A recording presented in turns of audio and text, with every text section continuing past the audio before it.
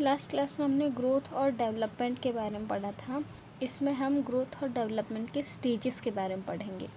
हम जानते हैं कि हमारी जो लाइफ होती है वो मदर के वूम में जब एग्स जो होते हैं वो फर्टिलाइज्ड हो जाते हैं, उसके बाद ही हमारी लाइफ शुरू होती है।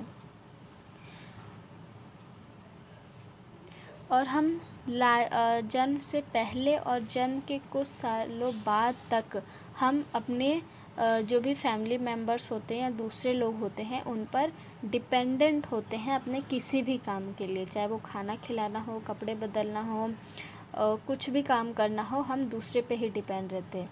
जब बाद में हमारा धीरे धीरे ग्रोथ और डेवलपमेंट होता है, हमारे में थोड़ी बहुत मैच्योरिटी आनी शुरू होती है, तो हमारे में क्या हो जाता है, हम मैच्योर हो जाते हैं तो हम इंडिपेंडेंट होना शुरू हो जाते हैं। हम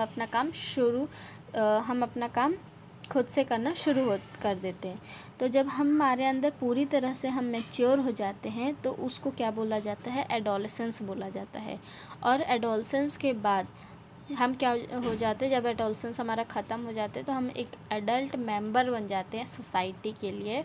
और सोसाइटी हमसे ये उम्मीद करती है कि हम जितने भी सोसाइटी की रिस्पॉन्सिबिलिटी है हम उसे फुलफ़िल करें। अब जो भी ग्रोथ और डेवलपमेंट होता है उनकी स्टेजेस अलग अलग होती हैं। ये जो स्टेजेस हैं वो मिसेस हरलॉक ने दी है। अब अलग अलग स्टेजेस में हमारा अलग अलग जो ग्रोथ और डेवलपमेंट होता है वो अलग अलग होता है। सबसे पहले हमारा आता है प्रीनेटल स्टेज। प्रीनेटल स्टेज हम उसे बोलते हैं जब हम अपने मदर के वूम में होते हैं, मतलब कॉन्सेप्शन से लेकर बर्थ तक, जब एग फर्टिलाइज्ड होता है और जब तक हमारा जन्म नहीं होता तब तक हम प्रीनेटल स्टेज में ही रहते हैं। और प्रीनेटल स्टेज का जो एज है वो बताई गई है 0 से लेके 9 मंथ तक, या फिर आप इन्हें 40 वीक्स का भी बोल सकते हैं या 280 डेज़ के भी इसका पीरियड बता सकते हैं। प्रीनेटल पीरियड में जो हमारा ग्रोथ और डेवलपमेंट होता है वो 3 स्टेजेस में होता है। पहला जर्मिनल होता है, एम्ब्रॉनिक होता है और फीटल होता है। और ग्रोथ और डेवलपमेंट जो होता है हमारा प्रीनेटल स्टेज में वो 2 तरीके से होता है, या तो सेफेलोकाउडल होता है या फिर प्रॉक्सिमेडेटल होता है, प्रॉक्सिमेडेटल। और इन्फेंसी में ही हमारी सबसे ज़्यादा ग्रोथ रेट होती है। सबसे ज़्यादा जो हम जल्दी ग्रोथ करते हैं वो प्रीनेटल स्टेज में या फिर इन्फेंसी, इसको हम प्रीनेटल स्टेज में सबसे ज़्यादा होता है। नेक्स्ट हो गया हमारा इन्फेंसी। इन्फेंसी जो है वो हमारे जन्म के बाद 2 इयर्स तक का माना जाता है। और यही वो पीरियड है जब हमारा जन्म लेने के बाद यही पहला स्टेज है जहाँ पे हमारा बहुत जल्दी से ग्रोथ होता है।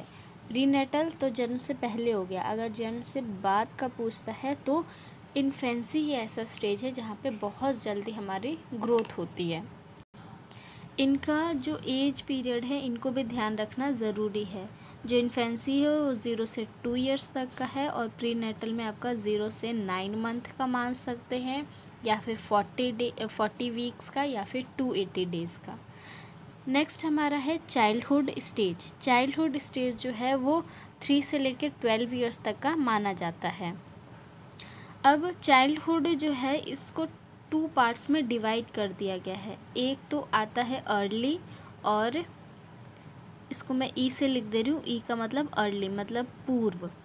और नेक्स्ट आता है लेटर चाइल्डहुड। जो अर्ली चाइल्ड होती है इसकी स्टेज आपकी मानी हुई है,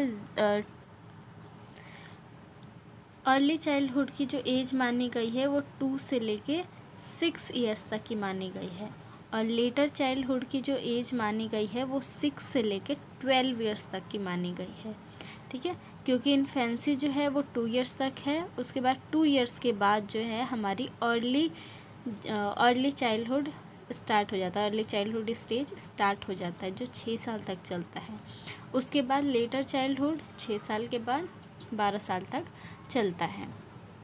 ये ज़रूरी नहीं है कि फिक्स ही रहे, अलग अलग जितने भी राइटर्स रहे हैं उन्होंने थोड़ा बहुत इसमें चेंजेस माना है।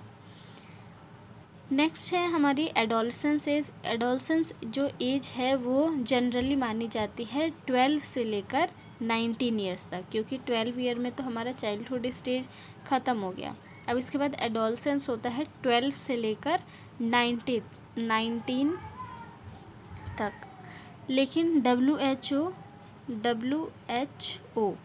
इसने जो है एडोलसेंस की एज 10 से लेकर 19 ईयर्स तक माना है इसने।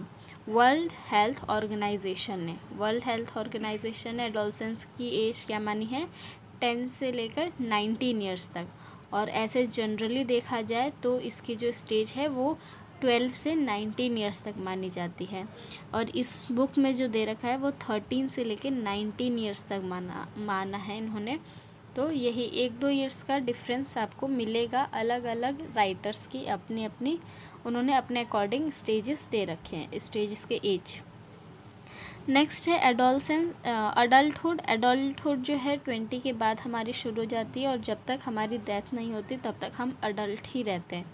तो अडल्टहुड से क्वेश्चन नहीं आता है, क्योंकि अडल्टहुड के बाद जब हम अडल्टहुड में पहुंचते तब तक हमारा स्कूल ख़त्म हो चुका होता है। तो इसीलिए इससे क्वेश्चंस बहुत रेयर केसेस में ही आते हैं।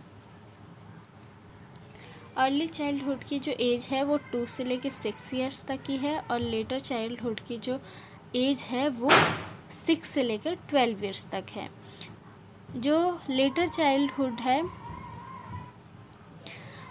उसके बाद, लेटर चाइल्डहुड के बाद ही हमारा एडोलसेंस स्टेज स्टार्ट होता है, जिसका एज जो है वो 12 से 19 तक माना गया है।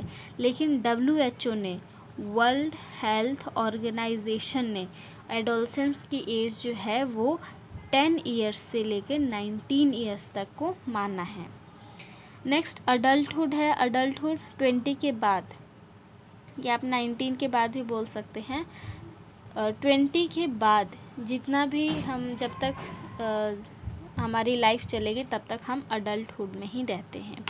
अब हम जब अलग अलग राइटर के बारे में पढ़ते हैं तो वो अलग अलग स्टेजेस में, उनके स्टेजेस के नेम भी अलग हो सकते हैं, और उनकी जो एज पीरियड होते हैं वो भी अलग हो सकते हैं। जैसे इन्होंने दिया है चाइल्डहुड को 12 ईयर्स तक, ठीक है, लेकिन जनरली एडोलसेंस जो है इन्होंने 13 से 19 तक माना है। लेकिन अगर देखा जाए तो ये 12 से 19 तक होता है, लेकिन WHO ने इसे 10 से 19 ईयर्स तक माना है। नेक्स्ट देखो यहाँ पे लिखा हुआ है, we do not claim the absolute rigidity in the above classification in term of either the division of life span into the above stage और द ड्यूरेशन ऑफ पीरियड। ये ऐसा क्लेम कर रहे हैं कि ऐसा बता रहे हैं कि हम ये क्लेम नहीं कर रहे हैं कि ये जो हमने स्टेजेस को डिवाइड किया है या इनके पीरियड को जो बताया है ये बिल्कुल रिजिडिटी है, बिल्कुल यही है कि हाँ यही रिजिड है।